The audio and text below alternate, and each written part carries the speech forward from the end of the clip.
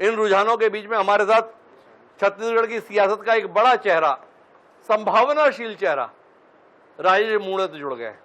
राजेश मूणत जी के पास रुख करते हैं और राजेश मूणत जी से जानना चाहते हैं, 12 बजे आपको फटाके फोड़ने थे, थोड़ा इंतजार करना पड़ेगा, ये इंतजार कितना भारी पड़ रहा है मूणत जी?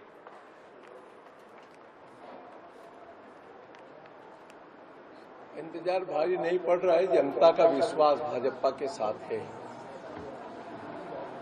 मूणत जी, आप तो बड़े खरी खरी बात करने वाले व्यक्ति हो, स्क्रीन पे आंकड़े देख रहे हो, कहाँ 400 पार जाना था, 370 भाजपा को जाना था। इस समय में लोग अब हवन इस बात पे कर रहे हैं कि इंडिया के मुकाबले इंडिया ही 272 पार हो जाए, तो भी आप ऐसा बोल रहे हो? आप ऐसे तो ना थे। मैं तो आपके सामने हमेशा आज और कल एक बात कहूंगा, इस प्रदेश में मोदी जी के नेतृत्व में सरकार बनने जा रही है। ये कल तक जो इंडिया कांग्रेस जो ईवीएम के ऊपर ठिकरा फोड़ रहे थे, तो अब वो मामला खत्म हो गया क्या?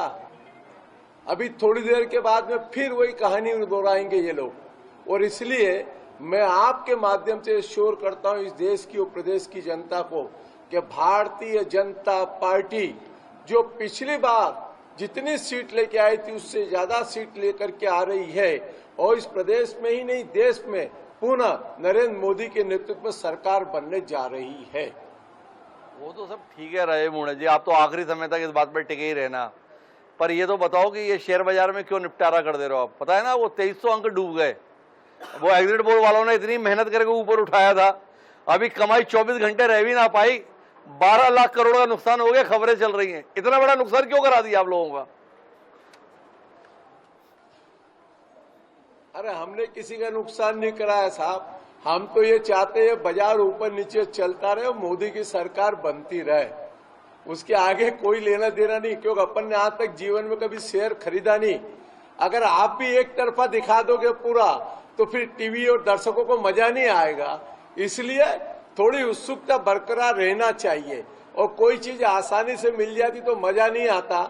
हम भी चाहते हैं कि इंडियन कांग्रेस वाले थोड़े देर का आनंद ले ले, थोड़ी देर के बाद में आप इनको खोजोगे तो ये उपलब्ध भी नहीं होंगे कहीं। अच्छा, तो कुल मिला के लोगों को मजा दिलाने की कोशिश कर रहे हैं मूणत जी कह रहे हैं, तो ये बताओ, ये मजा आप नांदगांव कोरबा में ही क्यों दिला रहे हो?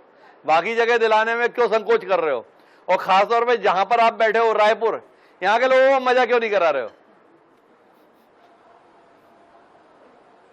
अरे यहाँ तो पूरा मजा है, आप चिंता मत करो, क्योंकि वो तो पहले सिलेंडर था। राष्ट्रीय सचिव कांग्रेस पार्टी का चुनाव लड़ रहा है और अपना कार्यालय नहीं खोल सकता लोकसभा का, और उस कांग्रेस पार्टी के राष्ट्रीय सचिव को बलि का बकरा बना करके मैदान में छोड़ दिया कांग्रेस पार्टी ने। अब उसके बारे में क्या कहूं? अब आप नहीं कहोगे तो कौन कहेगा? आपने उसे चुनाव हराया है, अब आप भी नहीं बोलोगे तो कौन बोलेगा? पहले खर्चा इतना तो नहीं करा दिया था कि इस चुनाव के लिए पैसे नहीं बचे? उससे डबल नहीं, इसमें वसूली उतनी हो गई है। अच्छा, तो कुल मिलाकर रायपुर के संदर्भ में क्या आकलन है? और वो लोग कौन है जो हारते हुए को भी पैसा दे देते हैं? अब दुनिया में लोग घूमते रहते हैं, कोई न कोई दानदाता मिल ही जाता है आज के जमाने में। नहीं, जीतने वाले को देते तो हमने भी बहुत देखे, पर जिसका हारना आप इस कदर सुनिश्चित बता रहे हो उसको भी पैसे मिल गए, ऐसा कमाल कैसे होता है? होता है साहब, जादू देखने वाले जादू देखते हैं कभी कभी जी। तो रायपुर के संदर्भ में तो ठीक है, पर ये राजनांदगांव कोरबा इनके संदर्भ में क्या कहेंगे मूणत जी? हालात बड़े कठिन हो रहे हैं। भूपेश जी से आपके बड़े मधुर संबंध रहे हैं, आपने नांदगांव में इस बार ठीक से मेहनत नहीं की क्या?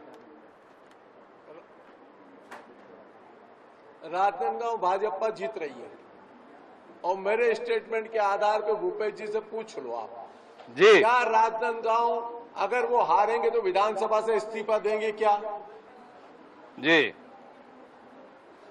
तो नांदगांव से हारने पर इस्तीफा दिलाना चाहते हो? अगर उनका इस्तीफा चाहिए तो राजनांदगांव जिता दो, इस्तीफा वैसे ही हो जाएगा।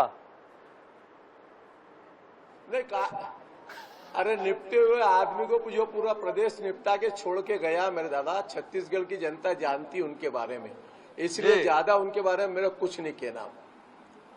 अब आप भूपेश बघेल जी के भी संदर्भ में नहीं कहोगे तो क्या आपसे ब्रजमोहन जी के विषय में पूछें?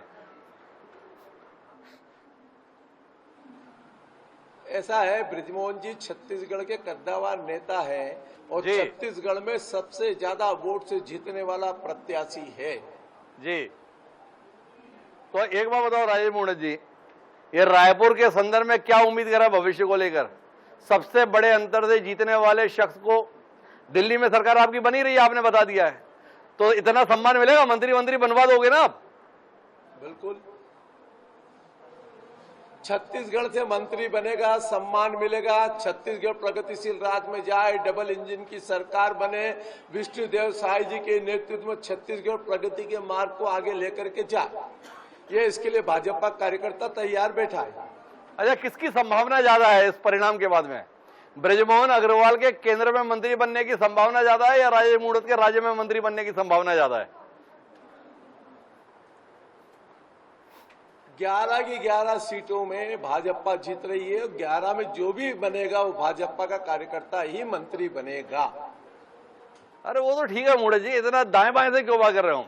आपको नहीं लगता है कि भाई ब्रजमोहन जी को मंत्री बनना चाहिए? इतनी बार के विधायक हैं, सबसे बड़े अंतर से चुनाव जीतते हैं, आप ही बता रहे हो सबसे बड़े अंतर से चुनाव जीतते हैं ब्रजमोहन अग्रवाल। इच्छा है कि नहीं राजेश मूणत जी की कि अपनी राजधानी का व्यक्ति देश में मंत्री बनकर आए? हाँ, हमारी इच्छा है,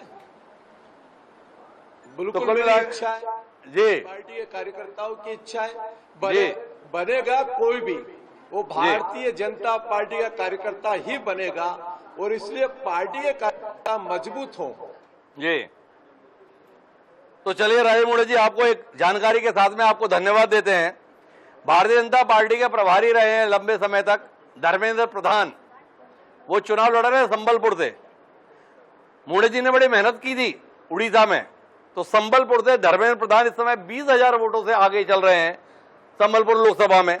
संबित पात्रा, जिनका बयान बड़ा चर्चित हुआ था, पर उस बयान के आधार पर परिणाम प्रभावित नहीं हो रहा संबित पात्रा के संदर्भ में। पिछली बार मामूली अंतर से चुनाव हार गए थे संबित पात्रा, वो इस समय पूरी संसदीय क्षेत्र से 32,493 वोटों से आगे चल रहे हैं। मुंबई नॉर्थ में भारतीय जनता पार्टी का बड़ा चेहरा पीयूष गोयल 31,000 वोटों से आगे चल रहे हैं। इधर आंध्र प्रदेश में सत्ता परिवर्तन के आसार बन गए हैं। एनडीए